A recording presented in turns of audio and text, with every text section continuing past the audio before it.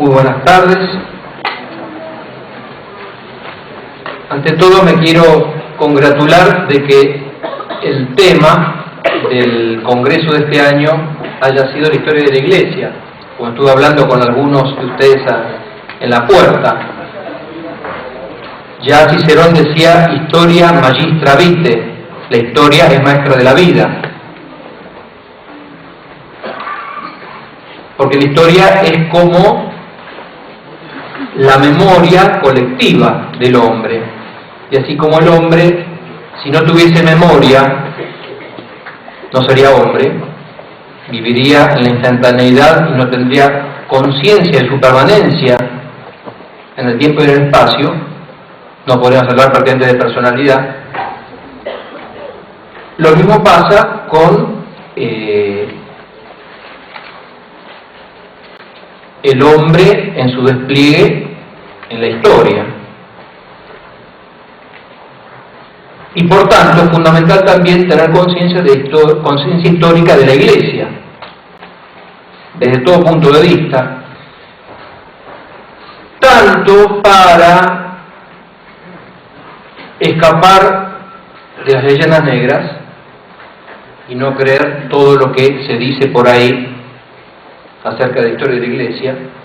Ya bastante bombardeo tenemos al respecto, pero también para eludir el peligro opuesto, que es el de una leyenda rosa, y creer que el devenir de la Iglesia en la historia fue muy suave, muy tranquilo, victorioso, espléndido, y no es así. Hay que alcanzar un punto medio, realista, sobrenatural, que nos afirmará en la fe. Y creo que ese punto medio es muy importante, sobre todo para el tema que me ha tocado, que es un tema de enorme complejidad. Yo la verdad me veo en figuritas para en una hora tratar de darles una idea, aunque sea lejana, de una de las mayores catástrofes de la historia de la Iglesia. Un hecho que ocurrió, vamos a ver que no se le puede dar una fecha exacta de datación, pero hace un milenio. Una de las fechas, la que más se repite en los libros, es la de 1054. Vamos a ver qué ocurrió en ese año, pero en realidad el tema de hoy, el gran cisma de Oriente, fue más como un devenir, fue como una deriva lenta, más un hecho puntual que se puede datar en forma exacta.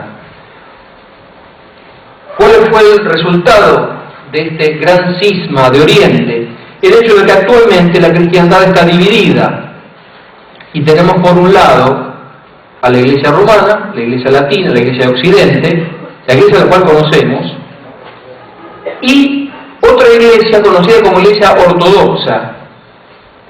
Más propio sería decir iglesias ortodoxas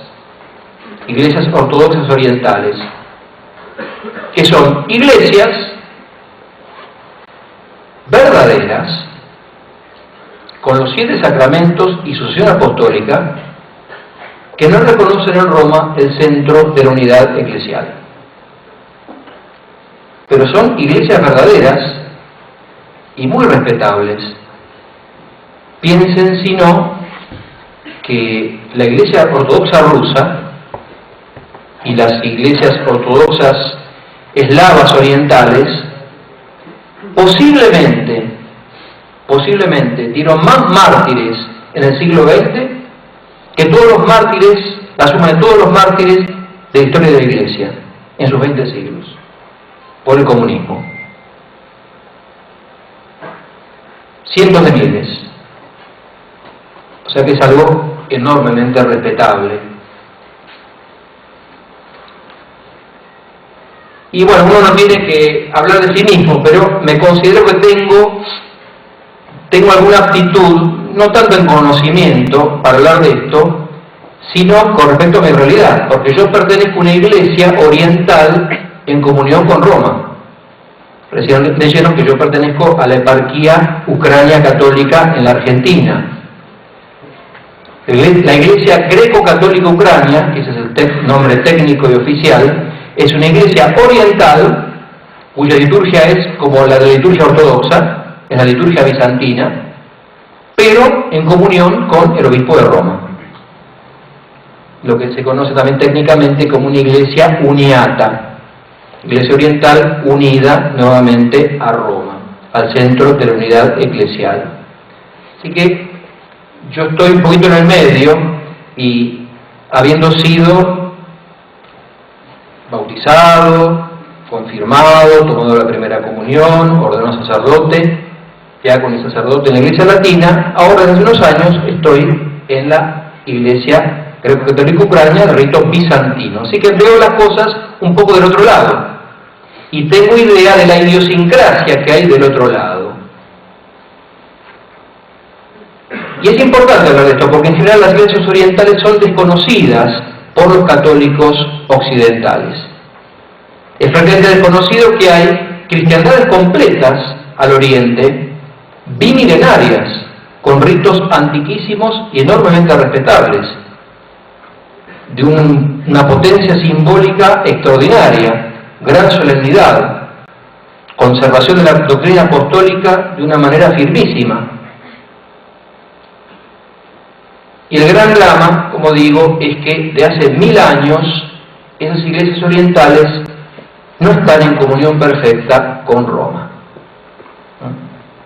Así que vamos a dar una idea somera de un problema de enorme complejidad, como ustedes más o menos ya se han dado cuenta. Es posible analizar las causas del cisma desde 5 perspectivas. Pudo deberse a rivalidades personales, a rivalidades nacionalistas, sociales o económicas, a rivalidades entre las grandes sedes, a disputas litúrgicas o a problemas de disciplina. En la historia del conflicto entre la cristiandad oriental y occidental, la rivalidad personal en un sentido estrecho estuvo ausente.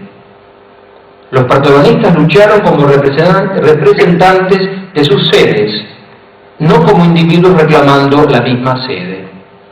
Era realmente una disputa entre sedes, y cada uno representaba lo que estaba atrás de él, más que algo inmediatamente propio y personal de él.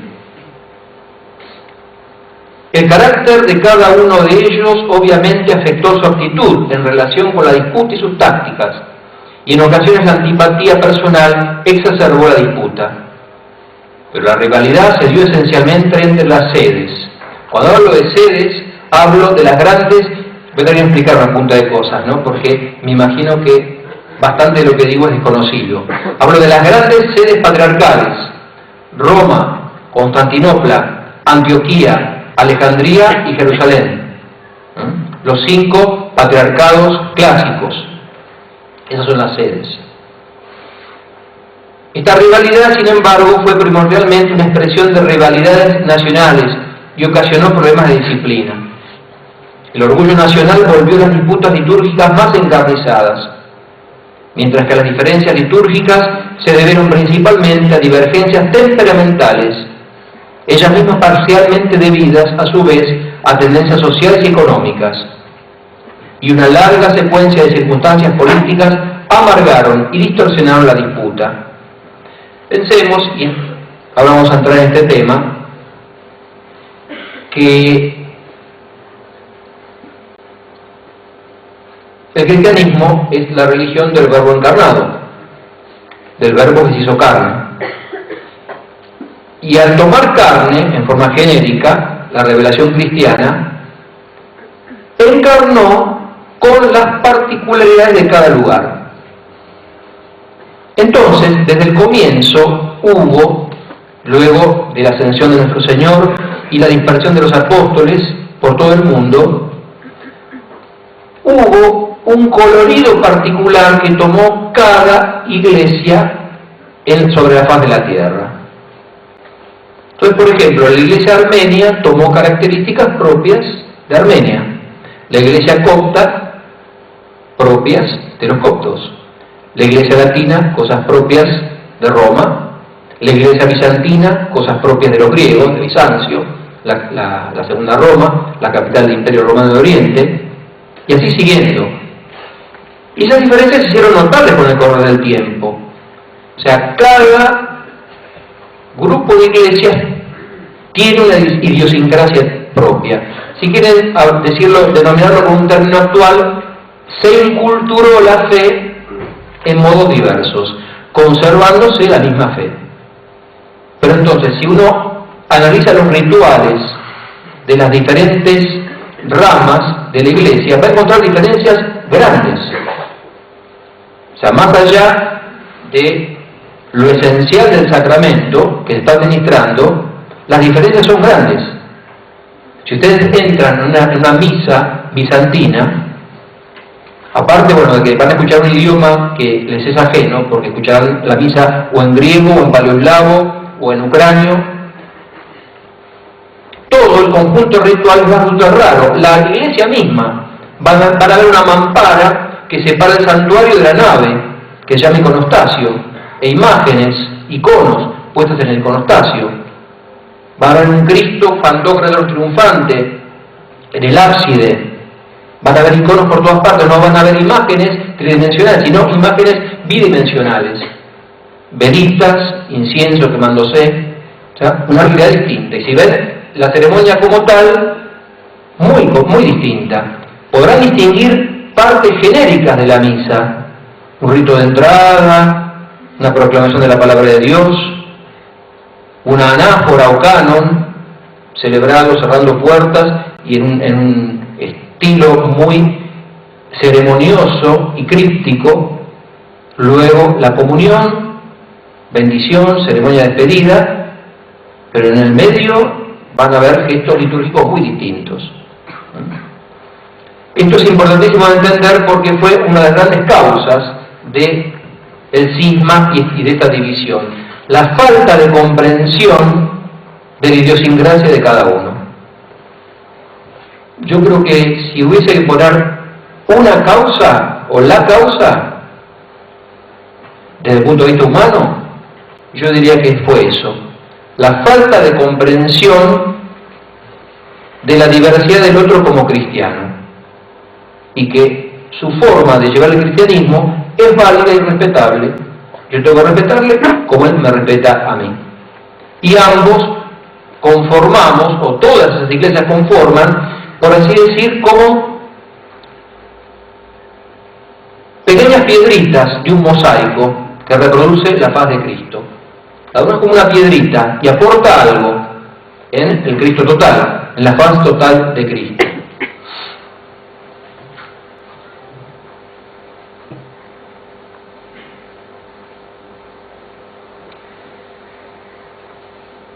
Cuando el cisma atañe a una iglesia individual, podemos fijar con alguna precisión el momento de su comienzo. Cuando atañe a las más grandes iglesias, es menos fácil decir cuándo se abrió definitivamente la brecha. El símbolo oficial de unidad era provisto por los dípticos, la lista que cada patriarca conservaba en las iglesias de su sede para conmemorar a los patriarcas pasados y presentes con quienes estaba en comunión. Una costumbre antiquísima del primer milenio. Cuando un nuevo patriarca o jefe de una iglesia asumía, mandaba lo que se llamaba las cartas sistáticas a las demás sedes patriarcales, con una confesión de fe. Y entonces, si la confesión de fe era aceptada por las otras iglesias patriarcales, su nombre era incluido en estos dípticos.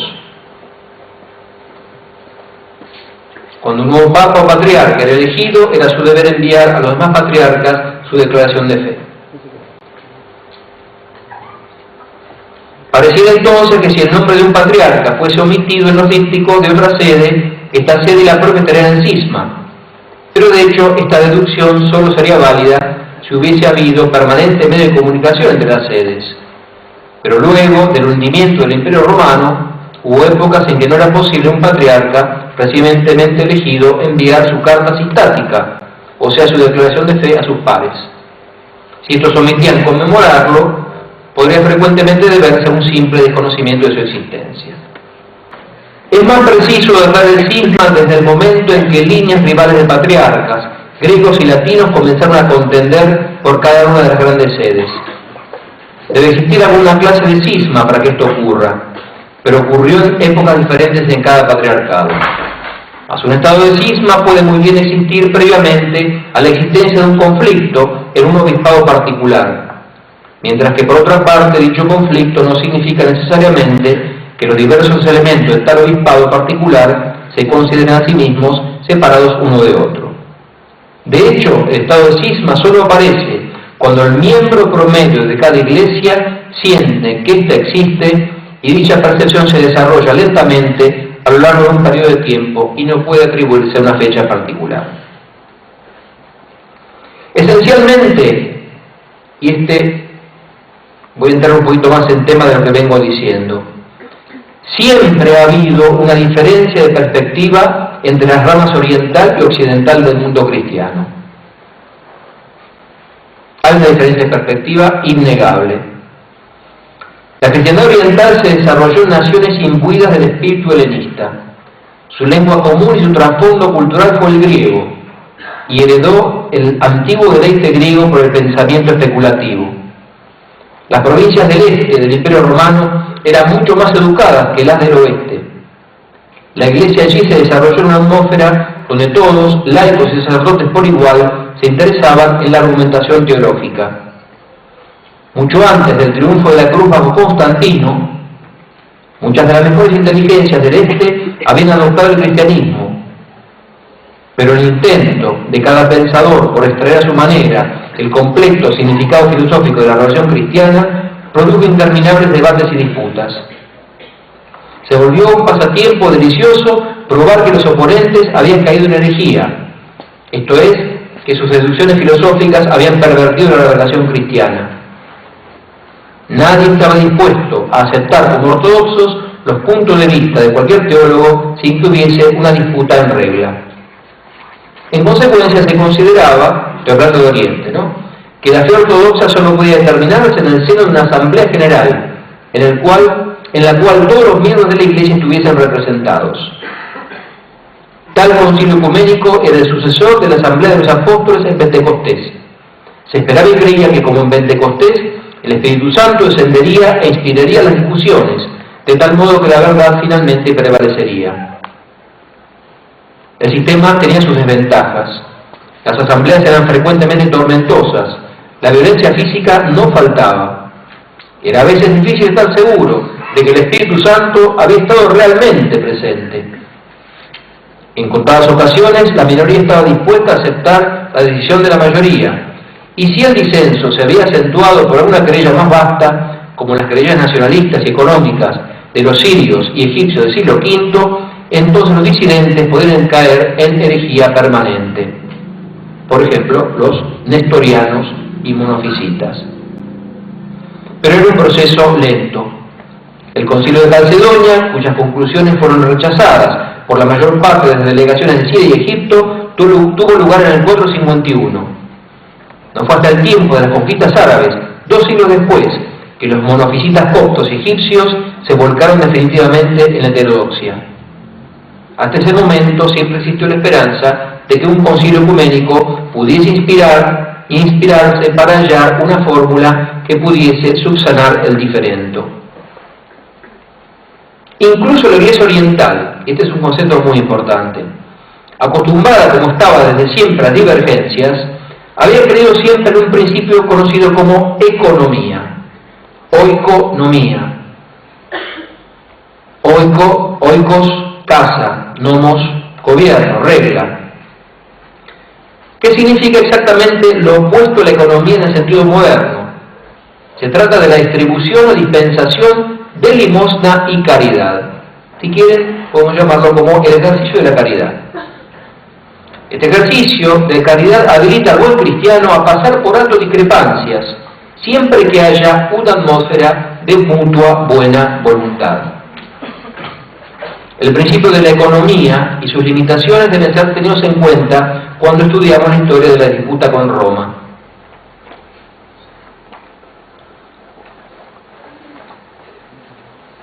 Vamos a ver ahora brevemente, porque tiene también una importancia enorme en todo lo que estamos viendo ahora, la relación de la Iglesia con el poder político en Oriente, que es muy diferente de esa misma relación en Occidente y que determinó mucho estas cuestiones, porque el cisma oriental, como dije al principio, no es algo solamente teológico, es algo cultural, es algo político, en lo cual intervino también la pasión humana y las miserias humanas.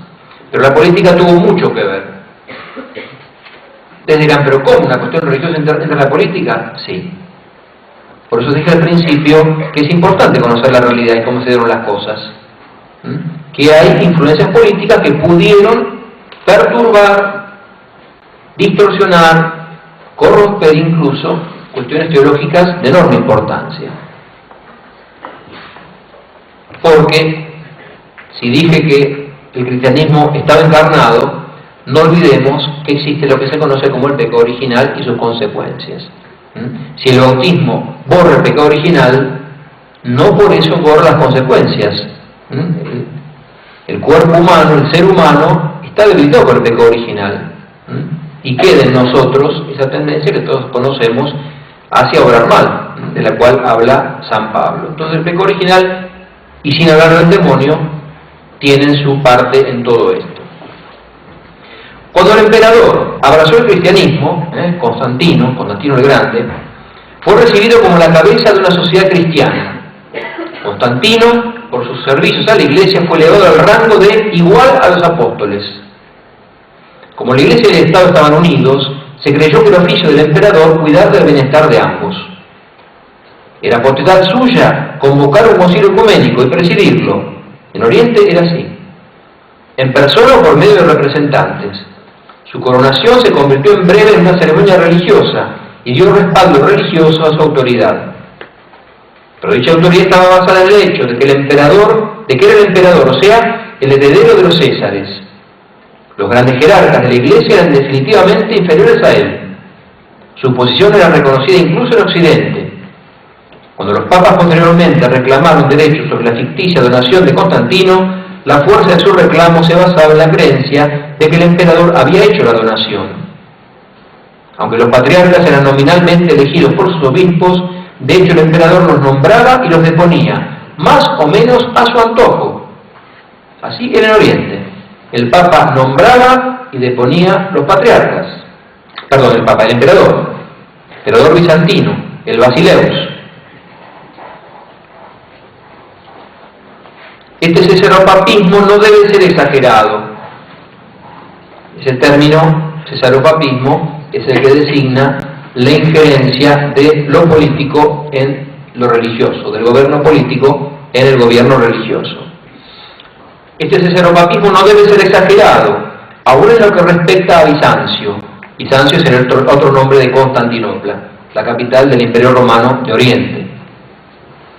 Los códigos oficiales de leyes declaraban que el emperador y el patriarca eran ambos los órganos supremos del cuerpo político y que la armonía entre ellos debía ser preservada, aunque el emperador era el mayor de los dos. El común sentido era que el emperador no debía interferir en los asuntos eclesiásticos, excepto actuando a través de la Iglesia, y si se trataba de una cuestión de doctrina, debía convocarse un concilio. Un patriarca que tuviese el apoyo moral de la opinión pública podía oponerse efectivamente al emperador, y podía llegar tan lejos como a negarse a realizar una ceremonia de coronación. La fuerza de la Iglesia radicaba en su influencia moral, y un emperador que despreciase eso lo haría a su propio riesgo. Sus súbditos podrían encontrar justificación para montar una revolución. Pero aunque no le estuviese permitido atropellar las susceptibilidades morales, el emperador tenía una carta suprema. Él era la fuente de la ley. El Imperio Romano perduró en el este hasta 1453, cuando cae bajo los turcos otomanos. Y su ley era el derecho romano. Los sucesivos códigos mostraron una creciente influencia cristiana, pero fueron todos formulados por el emperador. El interés de la Iglesia en la ley se limitaba a las cuestiones puramente eclesiásticas. Las reglas del Código Imperial eran obedecidas aún en cuestiones tales como el matrimonio y el divorcio. En consecuencia, los eclesiásticos no se interesaban en las cuestiones legales y no tenían práctica legal. Los abogados eran laicos y su perspectiva era laical. Ahora, dentro de un rato voy a hablar un poquito de lo que pasaba en Occidente, pero esto, si los que tengan alguna idea, ya van viendo que esta perspectiva de la cristiandad oriental bizantina era muy distinta de lo que pasaba en Occidente, en Roma y en Europa occidental, completamente distinto. O sea que esto ya va dando un tono y una coloración a las dos cristiandades muy diferentes. Los hombres de leyes no eran los únicos laicos educados. A lo largo de la historia del Imperio Oriental hubo siempre una importante porción del laicado tan bien educada como el clero. No existía lo que conocemos como clericalismo. El laico tenía una gran formación. Los profesores, los funcionarios del gobierno e incluso los soldados eran tan cultivados como los sacerdotes. Muchos de ellos tenían una gran preparación teológica y casi todos se sentían perfectamente preparados como para participar en discusiones teológicas. Era prácticamente era el gran gozo del bizantino disputar y discutir. Nadie en Bizancio pensaba que la teología fuese exclusiva competencia del clero. La parte que desempeñó el laicado se ve ejemplificada por el hecho de que nunca cesó la práctica de administrar la comunión bajo las dos especies a los miembros laicos de la Iglesia Oriental. De hecho, en mi iglesia, mañana domingo, damos la comunión bajo las dos especies, con el rito bizantino. Es probable que, debido a que había en Bizancio tantos apasionados teólogos, tanto profesionales como amateurs, hubiese una tendencia a evitar un pronunciamiento categórico en muchas cuestiones de fe. El punto de vista ortodoxo no fue siempre claro. Los argumentos que los teólogos bizantinos esgrimían, aún del mismo lado de una disputa, eran frecuentemente inconsistentes unos con otros. Cuando las casas de herejía se instituían, ello se debía a que la herejía era socialmente indeseable, como en el caso del bogomilismo, o a que la cacería proveía la excusa para suprimir algún partido o persona impopular o peligrosa. Cuando había buena voluntad, la caridad o economía prevalecía. La recta adoración, el recto culto, la recta liturgia, era para los cristianos orientales realmente más importante que la recta fe. De hecho, ortodoxia significa recta alabanza, más que recta doctrina. Ellos se consagraban a su liturgia, aunque ésta no quedó definitivamente fijada hasta después de la controversia iconoclasta. La liturgia era algo en lo cual la feligresía entera jugaba su papel. Incluso la decoración del templo se hallaba involucrada en ello. Los iconos y los mosaicos eran también participantes. Pasemos ahora rápidamente a la actitud en Occidente, que nos es más conocida, pero que vamos a puntualizar para ver el contraste. La actitud global de Occidente del Occidente antiguo y medieval era diferente. El cristianismo se propagó más lentamente en el oeste que en el este, y el paganismo perduró allí mucho más tiempo, especialmente en los círculos cultos. La Iglesia se vio obligada, para su propia defensa, a insistir en la necesidad de unidad y uniformidad de la fe. Al mismo tiempo hubo menos interés general en la filosofía especulativa y menos deseos en consecuencia de realizar debates religiosos. Las lenguas jugaron también su papel en la diferencia, y ese es otro punto en el cual es difícil no insistir lo suficiente. Mientras que el griego es una lengua sutil y flexible, admirablemente dotada para expresar el más pequeño matiz del pensamiento abstracto, el latín es bastante más rígido. Es claro, concreto e intransigente, en consecuencia un medio perfecto para los abogados.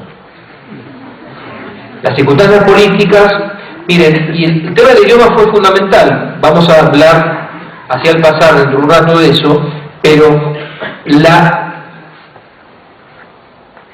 deficiente traducción de términos del griego al latín y viceversa ocasionó muchos de los problemas. La falta de precisión en las traducciones y de comprensión plena de lo que estaba en juego. Y las circunstancias políticas pronto pusieron las cualidades legalistas de la civilización romana al servicio de la Iglesia. Cuando la autoridad imperial se quebró en Occidente, con la caída del Imperio Romano de Occidente, bajo la presión de las invasiones bárbaras, la única institución que sobrevivió fue la Iglesia. Los virreyes imperiales y los gobernadores desaparecieron, mas el Papa y los obispos permanecieron. Ellos fueron los líderes que negociaron con los conquistadores bárbaros y los que continuaron administrando las ciudades. Cuando los nuevos estados seculares se establecieron con una base territorial permanente, sus leyes eran en su mayor parte consuetudinarias y tribales. La ley escrita, con el prestigio del Imperio Romano tras de sí, fue preservada por la Iglesia. Cuando la ley tribal era insuficiente, la Iglesia llenaba los huecos y en consecuencia aumentaba su esfera de influencia legal. Los eclesiásticos mismos, prominentes, debían ser hombres de ley. En consecuencia, mientras que en el supérfite Imperio Oriental el emperador siguió siendo el autócrata y la fuente de la ley, en el oeste, aunque la autoridad no fue durante siglos oficialmente rechazada, de hecho era ineficaz, y su lugar fue naturalmente ocupado por la cabeza de la Iglesia, el obispo de Roma, quien gradualmente heredó su posición como autócrata y fuente de la ley. O sea que ya tenemos un panorama completamente distinto. En Oriente siguió habiendo emperador, y la Iglesia era parte del imperio y ayudaba, y estaba unida y en cierta forma subordinada. En Occidente, después de la caída del Imperio Romano, la Iglesia tuvo que ejercer funciones políticas y gubernamentales por el hundimiento general de Occidente. Entonces tuvo que hacer la parte del César, mientras que el César está ocupado en Oriente por el emperador bizantino. Esto ya marca diferencias muy grandes. Si ya de por sí el latín y el griego, o la idiosincrasia latina y griega eran diferentes, este hecho histórico acentúa las diferencias.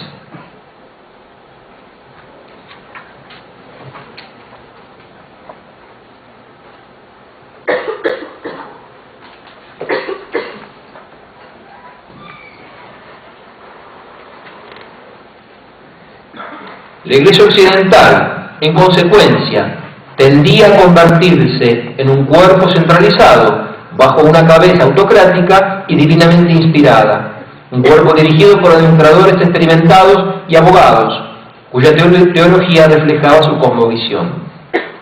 Muchos siglos pasaron hasta que esta tendencia se concretó plenamente en los papados de Gregorio VII e Inocencio III, pero siempre estuvo allí, y si no hubiese estado allí, la Iglesia de Roma difícilmente hubiese sobrevivido a las tribulaciones de la Edad Oscura.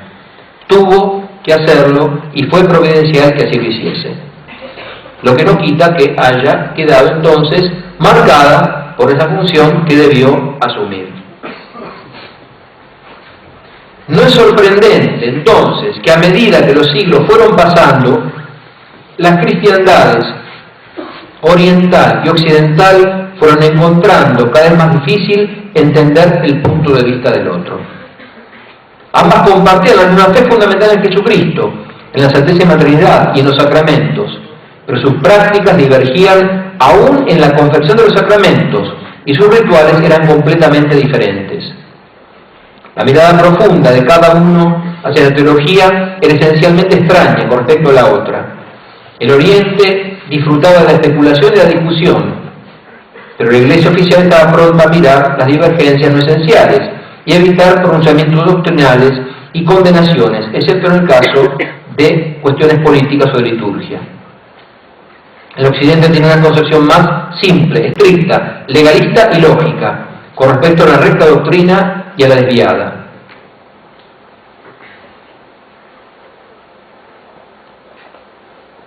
Y como decíamos, la diferencia idiomática jugó su papel fundamental.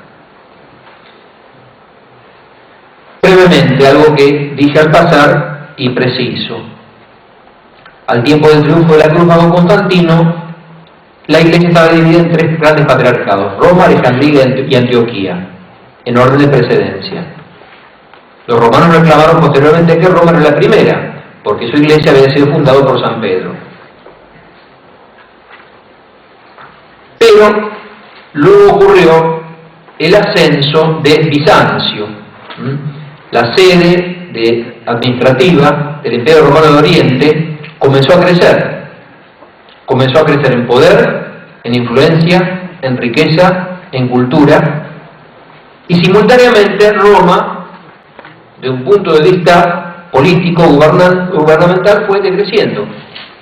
Así en el siglo VIII, IX, Roma era un villorio, era un pueblo de tercera o cuarta categoría, con la única particularidad de que ahí estaba el Papa, el obispo de Roma, la cabeza de la iglesia. Bizancio era la ciudad más importante del mundo, extraordinaria, poderosa, esplendorosa, culta, sabia. Entonces comenzó a crecer en el patriarca de Constantinopla la presunción de que, bueno, ¿por qué me voy yo a subordinar al obispo de Roma, al patriarca de Occidente, si yo soy mucho más poderoso? Y eso comenzó a crear una serie de fricciones entre las dos sedes patriarcales más importantes, entre Roma y Constantinopla. Razones, repito, humanas, de idiosincrasia, en la cual se mezclaban las pasiones. Y eso nunca tenemos que perderlo de vista ni olvidarlo.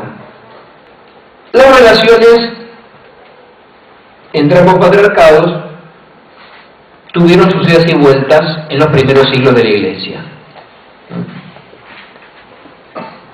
Pero los problemas serios comenzaron en el siglo IX. Ya se había asentado esta diferencia de la cual he hablado recién. Constantinopla se mostraba totalmente reacia a someterse a Roma. Igual hay un punto que yo creo que hay que entender bien. El gobierno de la Iglesia en el primer milenio no era como nosotros vemos la Iglesia en este momento. No es que Roma mandase o dictase, digamos, la ley eclesiástica a todo el mundo. No. Los patriarcados orientales eran totalmente independientes. Por ejemplo, nombraban sus patriarcas ellos solos. A Roma ni siquiera se le comunicaba. El Papa no tenía ni arte ni parte en la designación de los obispos orientales. Era una iglesia, era un concepto, si quieren, mucho más federal de iglesia. Los orientales hacían lo suyo. Estaban los patriarcados, a su vez había metropolitas, arzobispos, obispos, toda institución jerárquica que todavía existe, pero que giraba en torno del patriarca.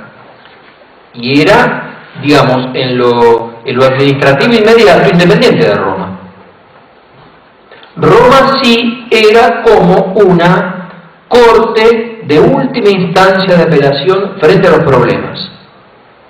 Cuando surgían cuestiones debatidas, incluso dentro de un patriarcado o entre los patriarcados orientales, existía, y hay muchísimos ejemplos, de consulta a Roma, para que Roma dirimiese la cuestión en forma definitiva, para que zanjase la cuestión. Por ejemplo, me acuerdo uno, en el siglo IV, el patriarca de Alejandría escribe al Papa de Roma sobre si se puede dinar los domingos, o si se pueden celebrar 2 misas los domingos, porque había una disputa interna de Alejandría. El patriarca le escribe al Papa, y el Papa dice sí, que si es necesario, por el bien de las almas, que se vine para que se celebren 2 misas los domingos. Por la costumbre de celebrar solamente una misa cada sacerdote, ¿no? Me refiero a eso, cada sacerdote. Y hay tantísimos ejemplos de esa consulta a Roma, a la cual se reconocía su superioridad por ser la sede de Pedro. Pero no existía ese gobierno inmediato en el detalle. Esto es muy importante de entender, porque si uno dice, pero ¿cómo no obedecían? Es que no era así. La constitución de la Iglesia era distinta. Entonces uno se encuentra con que la postura actual de los ortodoxos actualmente son prácticamente como una unión de iglesias autocéfalas, o sea, cada una independiente una de otra. Y a lo sumo pueden llegar a considerar al Papa como un primus inter pares y nada más. Eso tampoco es cierto, porque el Papa tenía en el primer milenio un ejercicio de intervención última en los problemas más complejos. Y estaba el gran prestigio de que la sede romana no había errado. De hecho, las sedes patriarcales, las otras sedes patriarcales habían errado y varias veces, y muchas veces, ¿no? Sería muy largo acá hacer un recuento de todos los problemas, disputas, herejías que fueron sucediéndose a lo largo del primer milenio del cristianismo, ¿no? Pero el hecho es que Constantinopla se volvió cada vez más remisa a aceptar que Roma tuviese la última palabra. Y llegamos entonces al siglo IX. Siglo IX, yo ahora no puedo hacer la historia del suceso, ¿no? Pero voy a contarlo en términos generales. Había una disputa entre Bizancio y Roma, incluso de un punto de vista bastante político, por el dominio eclesiástico en el sur de Italia. Y sur de Italia, que es una región de gran influencia griega. Había una disputa realmente seria. Sube al patriarcado de Constantinopla un laico más culto del siglo, que era un hombre de letras, un sabio, un filósofo llamado Focio, el patriarca Focio. El patriarca Focio, como se llevó a hacer en la antigüedad, por ejemplo con San Ambrosio, en 6 días se lo elevó desde laico hasta patriarca. Se le dieron todas las órdenes sagradas. Eso también pasó en el caso de San Ambrosio, ¿no? Deben conocer la historia. San Ambrosio era el prefecto de Milán y fue a parar una sedición. Y logró calmar los espíritus y un niño empezó a decir: Ambrosio obispo, Ambrosio obispo. Todo el mundo, Ambrosio obispo, lo agarraron. Y lo hicieron. No era ni siquiera, era catecúmeno, no estaba ni bautizado San Ambrosio. Desde el bautismo hasta el episcopado en una semana. Bueno, Focio algo parecido. Había una batalla, había un problema con el patriarca y el Basileus, el emperador romano, lo puso a Focio. Año 847. Y Focio no era muy amante de lo latino, más bien tenía orgullo de la cultura griega, de la cultura superior griega. Y con motivo de la injerencia de la Iglesia romana en Bulgaria, Focio toma conocimiento de un tema que también ahora voy a mencionar muy al pasar, porque sería para dar un congreso entero sobre este tema.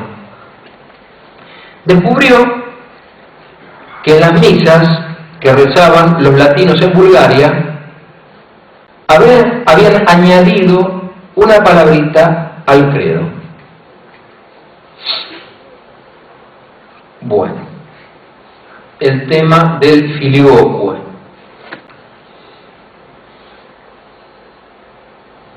En los concilios de Nicea y Constantinopla, años 325 y 381, se forjó el credo esencial de nuestra fe católica, el credo largo, que rezamos a veces en las misas.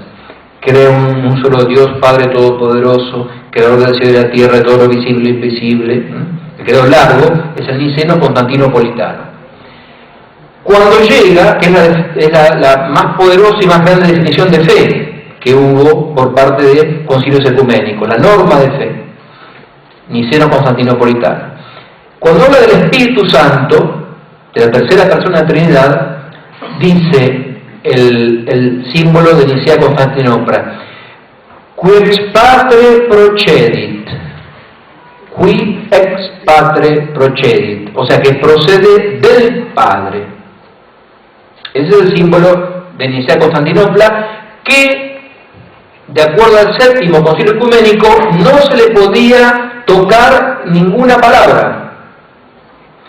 Resulta que Focio se entera de que los monjes latinos agregaron una palabrita: filioque, qui ex patre filioque procedit, o sea, que procede del Padre y del Hijo. Filioque significa literalmente y del Hijo.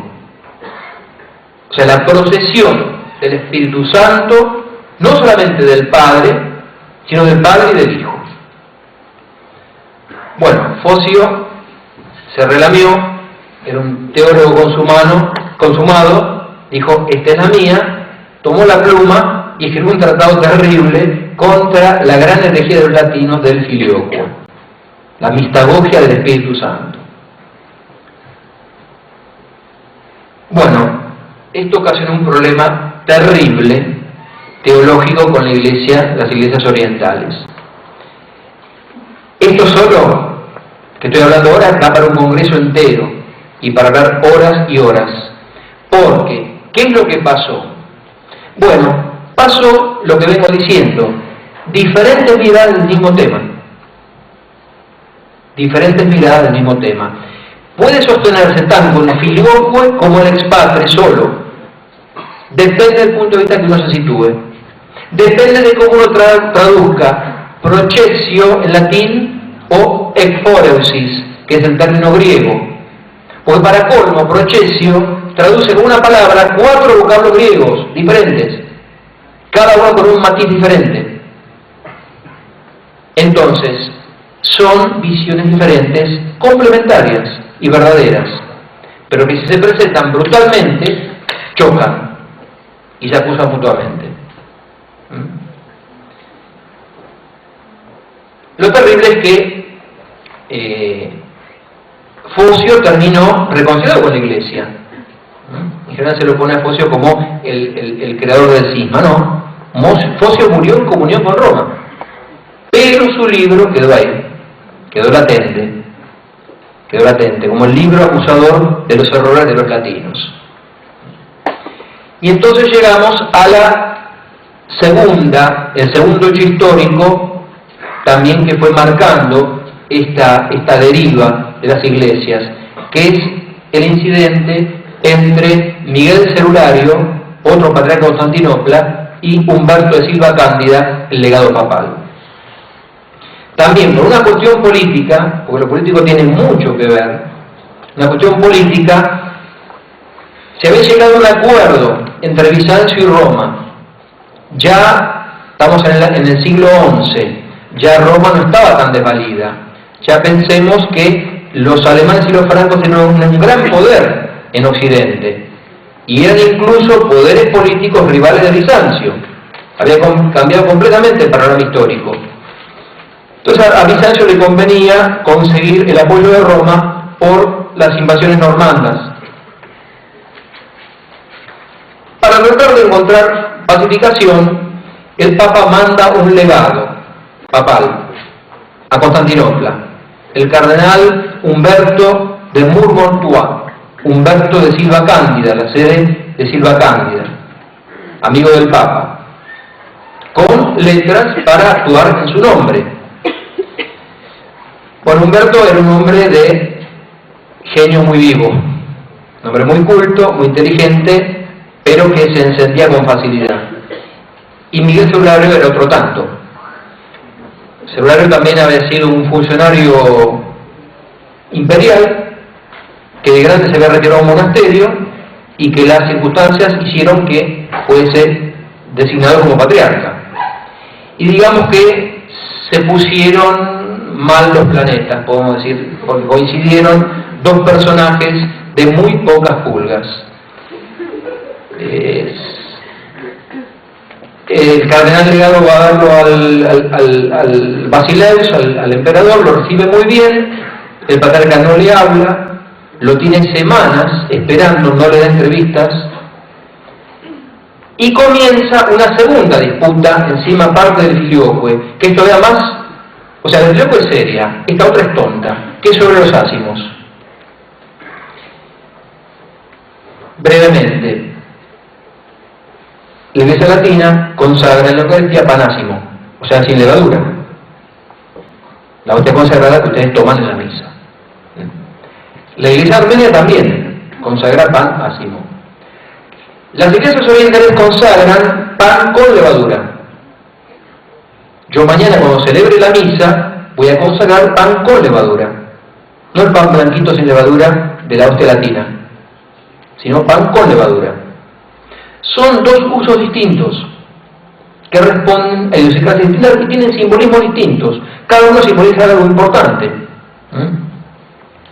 no viene acá el caso, toda una disputa teológica, pero no hay ningún problema en aceptar que el otro consagre un pan distinto.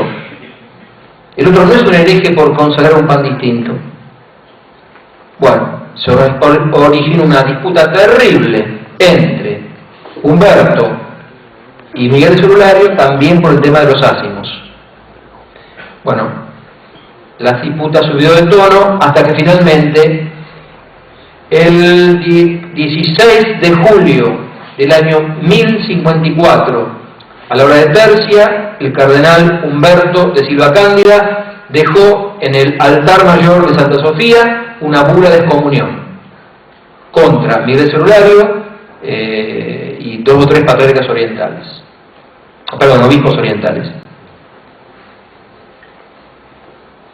Lo más irónico es que había muerto el Papa unos días antes y por tanto el legado papal no tenía poder para hacer eso. Había cesado sus funciones, él no lo sabía. O sea que la excomunión es inválida. No lo sabía.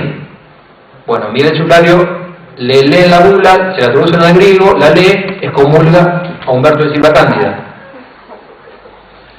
Bueno, una ruptura terrible entre las iglesias, pero que se subsanó. Por eso, la fecha de 1054, que es generalmente la fecha que se da como la fecha del cisma, no es tal, porque después la dinastía bizantina de los Comnenos, palabra rara, especialmente su primer emperador, un gran emperador bizantino, Alejo Comneno, hizo las paces con Urbano II, 2 personajes realmente de muy buena disposición, que querían la paz de las iglesias, se levantaron las excomuniones, no hubo problemas. Pero y acá viene el tercer punto, que terminó por complicar enormemente las cosas, y del cual también debo hablar brevemente. Y es una cosa muy triste lo que voy a decir, pero las cruzadas. Las cruzadas. ¿Saben por qué las cruzadas no ayudaron, por lo menos en el tema de la comprensión de las iglesias? Por una razón muy humana. Pusieron en contacto directo gente de idiosincrasias muy distintas. Oriente y Occidente podían llevarse bien si estaban lejos, mirándose unos a otros, ignorándose en ciertas cosas, respetándose, pero en cuanto entrasen en contacto directo, las chispas iban a saltar, y ellos saltaron. Todo el tema de las cruzadas hizo que masas ingentes de soldados y de peregrinos se desbordasen sobre el Imperio Bizantino, con todos los problemas incluso policiales que eso suscitó, pillajes, guerras, bueno, sería muy largo de contar. Igual más o menos se iba llevando la cuestión, porque Bizancio piensa que Bizancio miraba a los latinos como salvajes. Claro, eran los más educados, entonces lo veían a los latinos como bárbaros, pero que venían a ayudarnos. Bueno, nos van a ayudar contra el turco, van a asegurar la llegada a Tierra Santa, van a permitir que los peregrinos lleguen a Tierra Santa. Bueno, hasta que llegó uno de los pasajes más tremendos de la historia humana, que es la Cuarta Cruzada y el saqueo de Constantinopla. Por una serie de malos entendidos, venganzas personales, miserias humanas, ambición, soberbia, todo eso junto, una cruzada muy buena convocada por el Papa Inocencio III para ayudar a los cristianos, y a los cristianos de Oriente, terminó, también en una historia que llevaría media hora, una hora explicar, aunque sea mencionar los detalles, mencionarlos, con que los cruzados sitiaron Constantinopla, abrieron la brecha en las murallas y entraron. Y realizaron una de las matanzas más terribles de la historia. Lo terrible es que no perdonaron las iglesias. Y lo que voy a decir lo dice Inocencio III, no lo digo yo, no es leyenda negra, sino que es la verdad que uno tiene que conocer para obrar en consecuencia. Pues después Inocencio los excomulgó a todos, obviamente.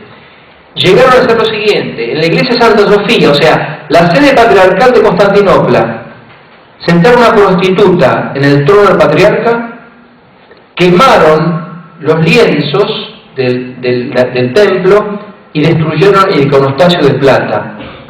Le prendieron fuego, la soldadesca, y destruyeron las iglesias de Constantinopla. Bueno, eso originó un resentimiento en Oriente que sigue al día de hoy. Si ustedes toman un libro ortodoxo y empiezan a leer, es muy probable que a la 20ª página aparezca el saqueo de Constantinopla, 1204. Algo que quedó en la conciencia histórica de Oriente como la fechoría más grande que realizó Occidente sobre ellos. Hay que decir que poco tiempo antes los bizantinos habían hecho una pequeña masacre con latinos en Bizancio, porque nadie era un nene de pecho en todo esto. Era gente muy arrebatada y medio salvaje, muy brava, todos muy bravos. Pero el hecho es que la Cuarta Cruzada emponzoñó casi definitivamente las relaciones entre las iglesias. Y de ahí en más siguió una lenta deriva entre las iglesias orientales, los 4 patriarcados históricos, y la Iglesia Católica Apostólica Romana Latina.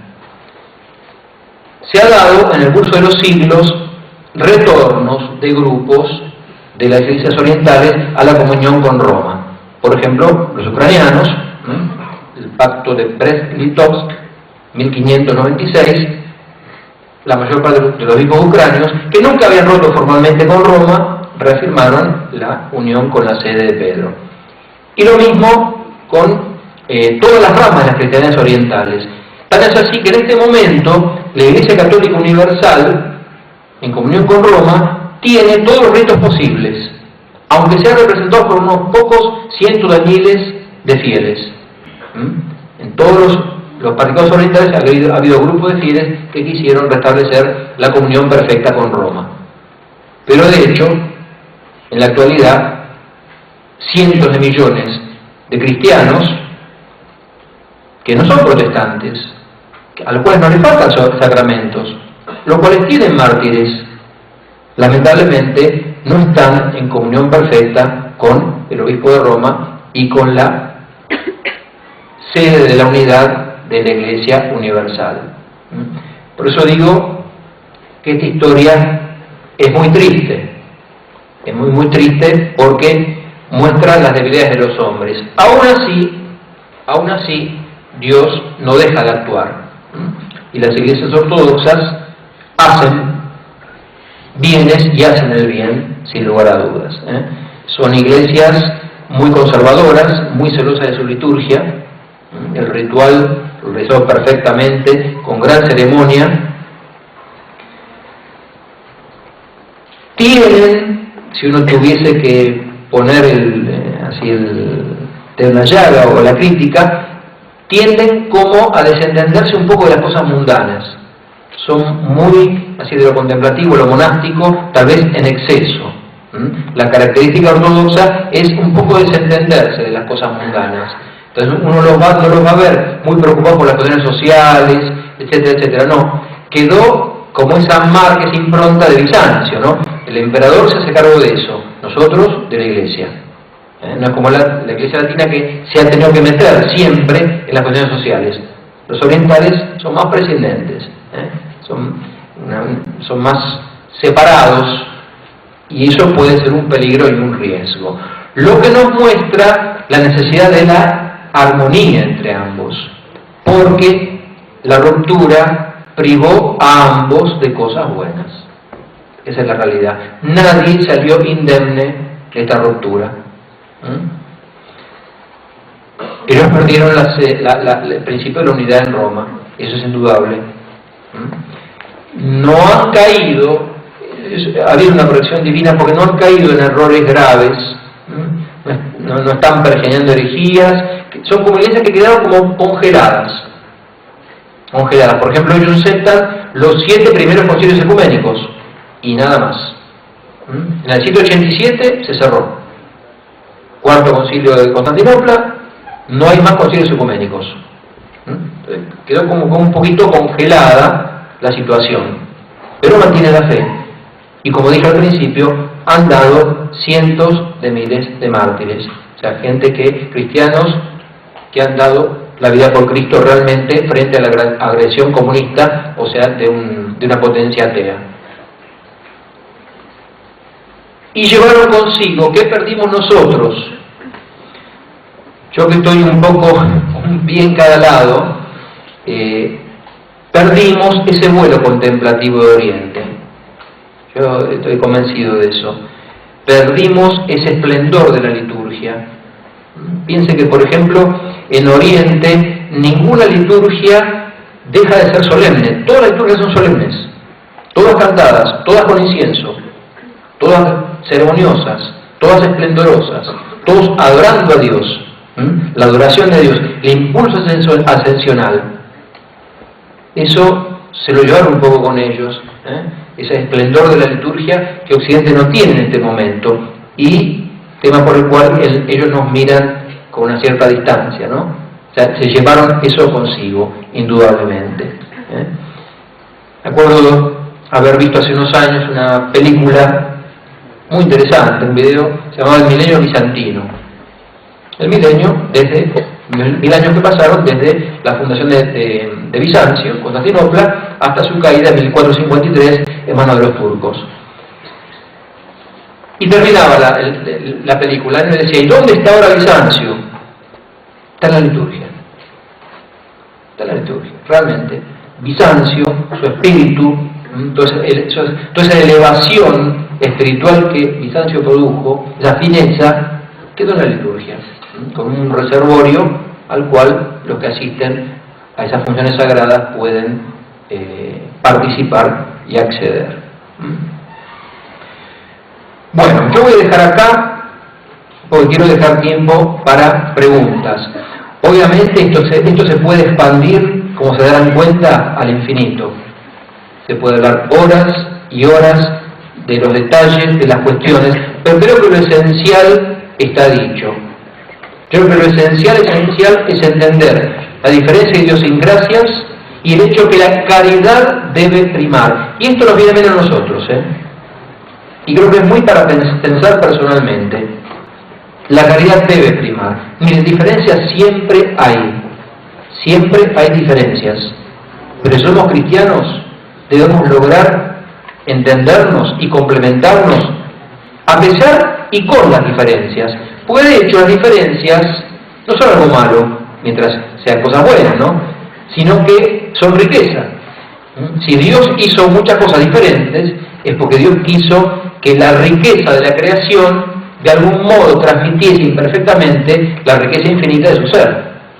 Y creando muchas cosas diferentes y su relación unas con otras, Dios, por así decir, manifestó esa riqueza infinita de su ser. O sea que las diferencias apreciables son buenas. Y lo que tiene el otro diferente, si yo lo entiendo, me agrega a mí, no me resta.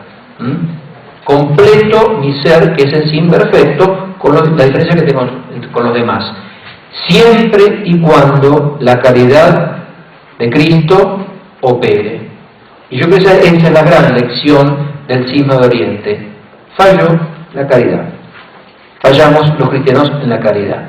Y es un examen de conciencia que siempre debemos hacer, en lo grupal, en lo social y en lo personal.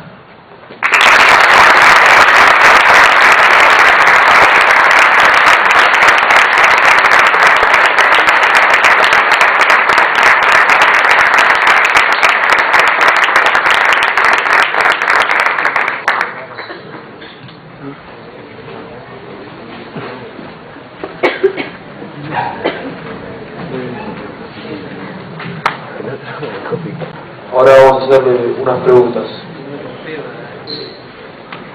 ¿Dejan cumplidos los preceptos las prácticas latinas en la Iglesia Ortodoxa? Por ejemplo, la misa dominical.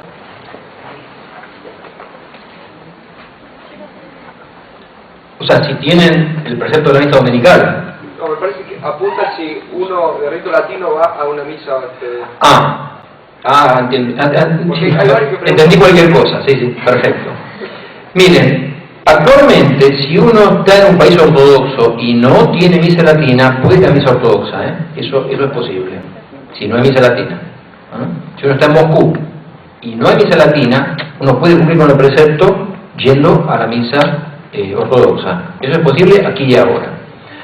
Ahora bien, la pregunta me da pie para algo, ¿no?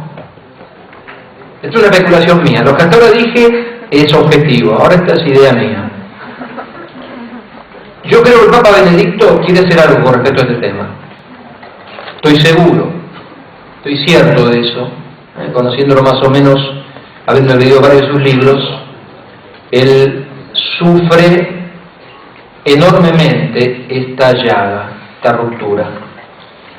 Y creo que él, si Dios le da la gracia y las fuerzas para intentar hacer algo, seguramente lo está intentando en este momento, yo creo que lo máximo a lo que podría llegarse sería lo siguiente, y ojalá se lograse, y habría que rezar por ello, lograr la comunicatio in sacris, o sea, la intercomunión, que uno pueda ir a una iglesia ortodoxa, y aunque haya iglesias latinas, tomar la comunión, y un ortodoxo lo mismo con los católicos, y en donde sea, sin tocar una serie de temas, el filioquo, en dejarlo, aplicar lo que los bizantinos llaman la economía. Bueno, está bien, eso dejémoslo, pero tomemos la comunión juntos, recibamos el cuerpo de Cristo juntos, porque las diferencias sí son diferencias, pero podemos entrar en comunión con Cristo. En Él se reúnen en última instancia, se aunan las diferencias y se resume todo. Si se lograse esa intercomunión, yo creo que sería lo máximo que podría lograrse, porque las discusiones teológicas no van a progresar enormemente. Ahora en internet hay muchísima materia sobre el tema, métanse en algún foro y van a ver cómo los ánimos se encrespan rápidamente. Enseguida hay discusiones y la gente se pone muy nerviosa, ¿no? Pero yo creo que puede llegarse una intercomunión y supongo que el Papa algo intentará en esa dirección. Es más, apenas el Papa asumió, fue a Roma a visitarlo el arzobispo de Atenas, que es un duro entre los ortodoxos, muy duro. Y tuvo palabras, me llamaron la atención, muy elogiosas, y le preguntaron, ¿cree que es posible la unión de las iglesias? Dice, mire, con la forma que tiene el Papa Benedicto, con la forma en que él ve a la Iglesia Oriental, es posible. Así que el tema de la pregunta de la comunión es buena porque me parece sería el principio de unión posible entre las iglesias, ¿no? Estar en comunión perfecta con Roma, ¿no es requisito excluyente para considerarse católico, o sea, dentro de la Iglesia? Es una buena pregunta. Uno, de acuerdo con el libro, con el manual, tiene que responder que sí. Ahora bien, en los hechos, iglesias que se mantuvieron fieles, que dieron mártires, que Dios les dio la gracia, yo no puedo juzgar humanamente ni anatematizarlos. O sea, si Dios los ha seguido asistiendo y ayudado, como creo que es evidente, es cierto, falta algo importantísimo, pero creo que conservan la fe. Ahora, me parece que es una cuestión que ningún ser humano puede responder acabadamente, ¿no? Pero yo, o sea, conozco la doctrina perfectamente y sé que si falta eso, falta algo esencial. Sin embargo, hace 10 siglos que existen, mantienen los sacramentos y en muchos casos llevan vidas ejemplares. Si quieren, miren, si quieren tener idea cómo es el ethos cultural ortodoxo, les recomiendo una película, se llama La Isla de Pavel Lungin, es un cineasta ruso. La película se estrenó en 2006, fue un éxito total en Rusia. Es una película sobre un monasterio ortodoxo ruso en el norte de Rusia. Interesante para ver cómo es esa cristiandad, para tener idea, para ver a los monjes cómo viven, cómo celebran la liturgia, cómo es la vida monástica ortodoxa ahora. aquí y ahora. Interesante para ver cómo es la situación. Entonces, y la película es real, ¿eh? O sea, es una película, no es un documental, una película, pero plasma lo que es la realidad. Entonces, la pregunta teórica, la respuesta teórica está, la práctica yo creo que tiene matices. ¿Cómo es vista la división de las sedes ante los ojos de Dios?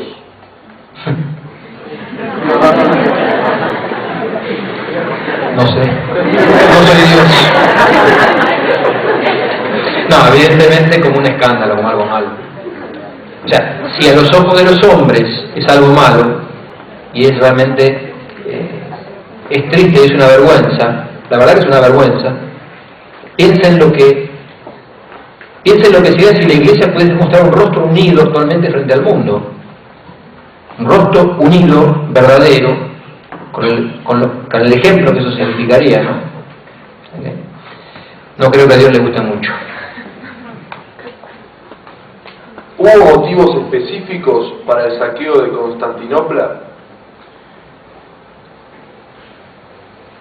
Motivos. Te doy 2 o 3 rápidos. A ver, ocasión más no causa, ¿no? Porque fue una monstruosidad.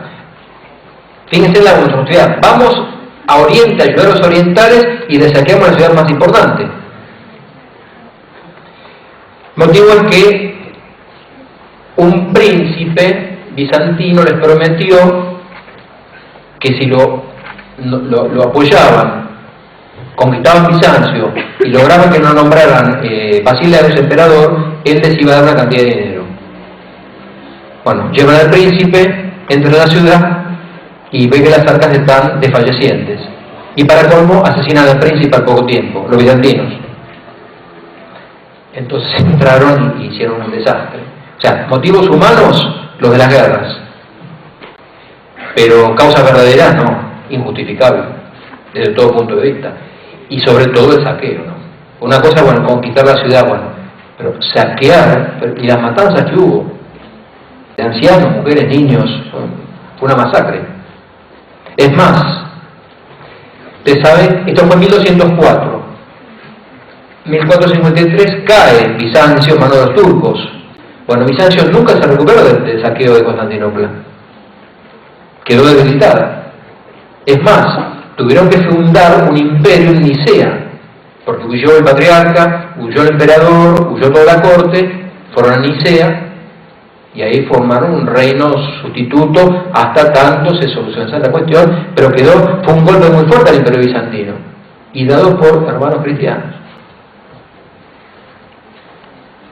¿Las iglesias ortodoxas pueden proclamar dogmas? ¿Tienen la infalibilidad como la tiene el Papa?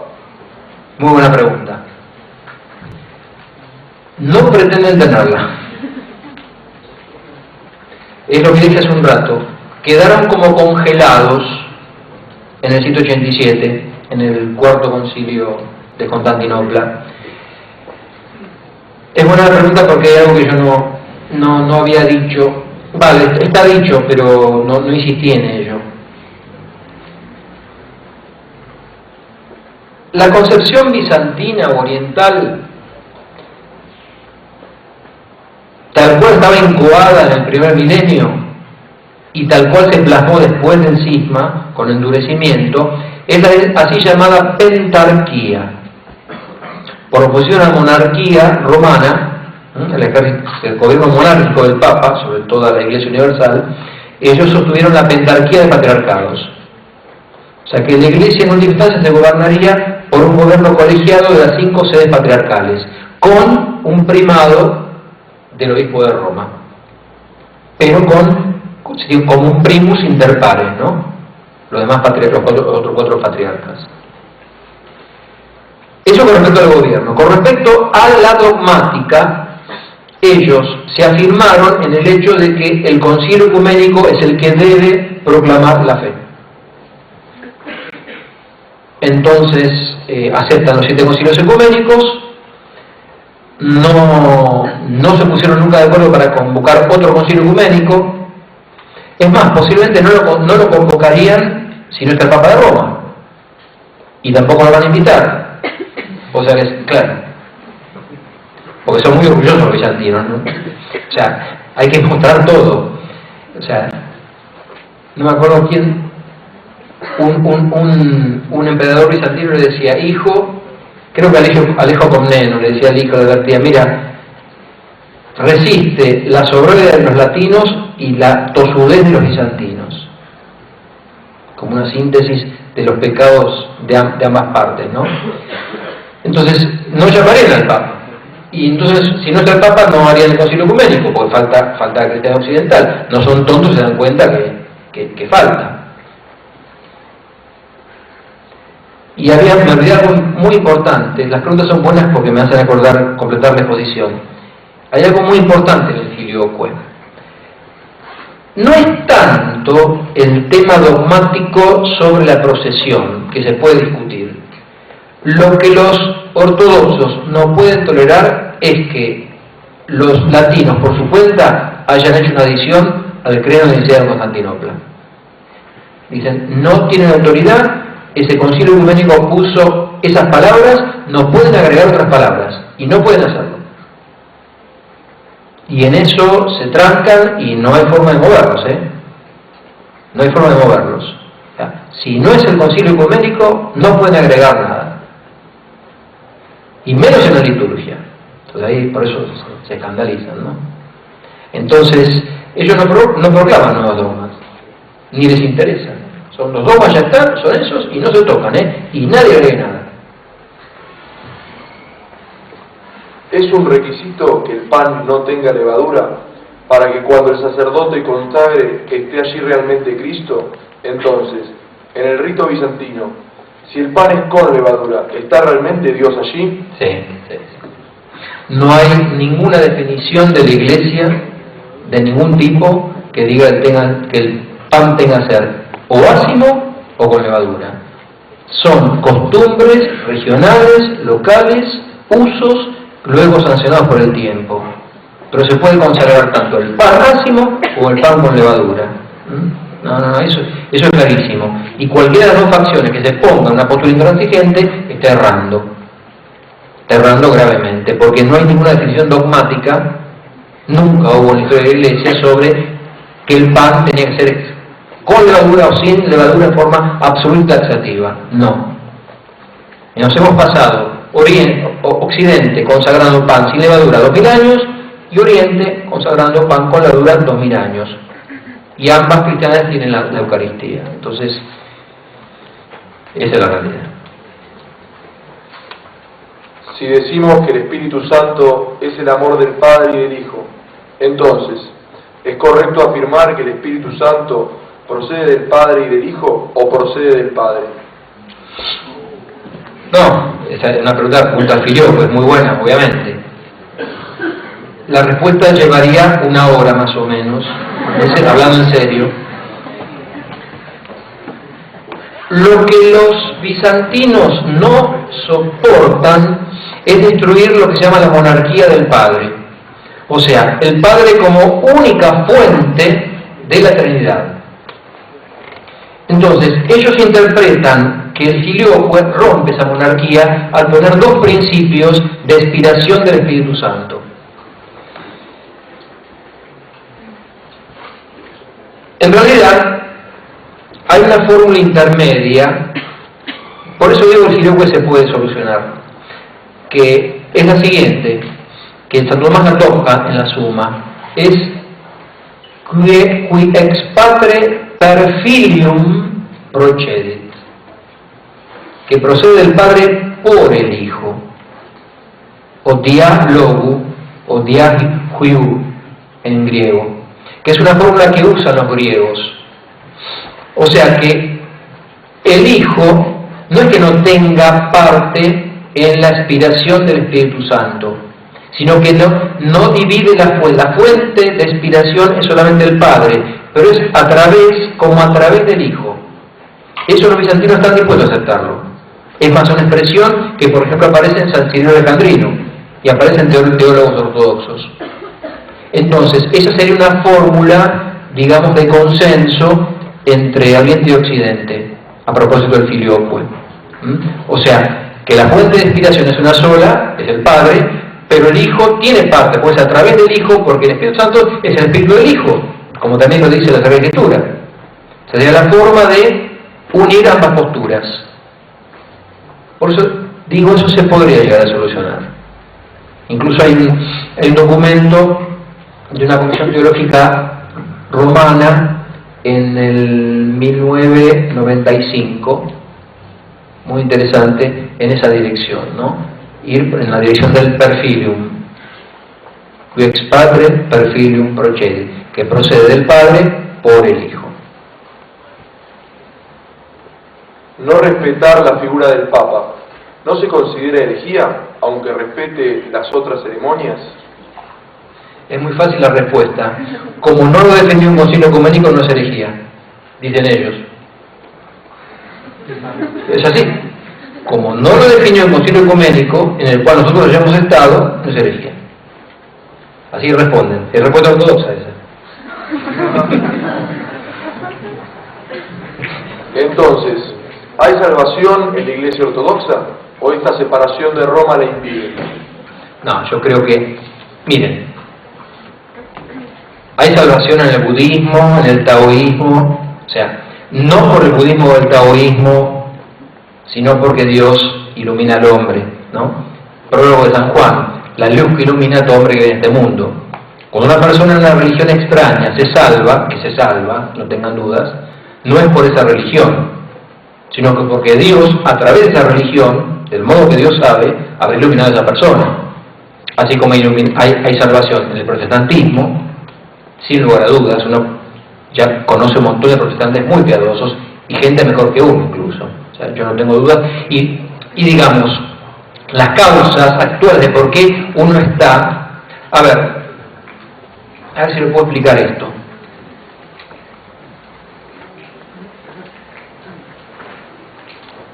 Hay que tener cuidado al juzgar, y más al juzgar íntimamente a otras personas.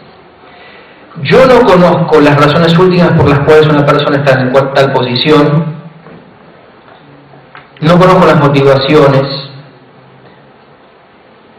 no conozco qué es lo que hace que él tome esa decisión. Y voy a dar dos ejemplos, para que ustedes, y muy cercanos, para que ustedes vean. A John Henry Newman, a cardenal Newman, le demandó 7 años decidir dar el paso del anglicanismo al catolicismo. Y era Newman, y conocía, tenía toda la patrística acá, toda. Más grande patrólogo del siglo XIX. Le llevó 7 años tomar la decisión de hacerse católico. Y lo tenía claro desde 1838, 39. Se convierte en el 45, 1845. Lo tenía claro, Y lo fue uniendo cada vez más claro. Un esfuerzo terrible, finalmente se convierte. Chesterton estuvo 15 años o 20 años. Uno lee Ortodoxia de Chesterton, es un libro católico y está escrito 20 años antes de la conversión de Chesterton. Pero ¿por qué Chesterton dio el paso? Porque uno no sabe cómo es la cuestión, toda la cantidad de cosas que uno tiene que vencer, que ver. O sea, la adhesión, por ejemplo, de ellos, tanto Newman como Chesterton, al anglicanismo, era muy fuerte. Era la iglesia inglesa, era la iglesia base de la cultura inglesa, era todo lo que me rodeaba, eran las universidades, todo lo que me rodeaba era la iglesia anglicana. Dar ese paso hacia la fe católica era dificilísimo, y había que ver un montón de cosas con mucho detalle. Entonces, si eso pasa en estos dos personajes extraordinarios, y de la iglesia anglicana, que es mucho más cercana, imagínense en otros casos. O sea, yo no puedo juzgar, yo no sé qué luces tiene la persona sobre su estado, por qué está como está, lo que ha heredado, lo que recibió de otros, hasta dónde ve, qué no ve, no lo sé. Pero que Dios actúa, no tenga ninguna duda. Y que hay fruto de santidad, yo no puedo negar que haya fruto de santidad. Entonces, yo no puedo lanzar anatemas ciegos, condenaciones, no, porque Dios sabe lo que hace y Dios ilumina el corazón de cada uno. a pesar de que no tengan la verdad perfecta, completa, pero bueno, tienen los sacramentos, no es poca cosa. Al faltarles el Papa, ¿no es mucho lo que les falta? Sí, sí. Pero, bueno, Dios sabrá cómo ellos se arreglan con eso, ¿no? Después de la Cuarta Cruzada, ¿hubo algún otro antecedente histórico que ayudara al gran cisma de Oriente? Después de la Cuarta Cruzada, la Cuarta Cruzada fue una calamidad terrible.